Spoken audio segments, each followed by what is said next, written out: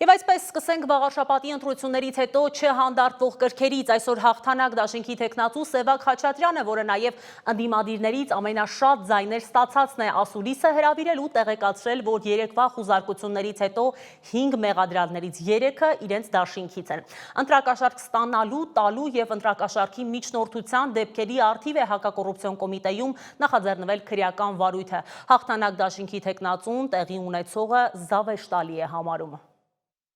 Փորձում են ինչ-որ քրեական գործերի միջոցով, երևի թե մարդ են ման գալիս, ով ինչ-որ սուտ ցուցմունք կգրի իմ անձի հետ կապված, չեն կարող գտնել եւ չեն կարողանալու գտնել, որովհետեւ նման բան չկա։ Մեր թիմի ավականու ցուցակից Դավթյան Արմենի, Գևորգյան Կարենի, Գևորգյան Տիգրանի տներն են խուզարկություն իրականացնել, ելի մի քանի հոգու, որոնց ասում եմ ես ինքս չգիտեմ,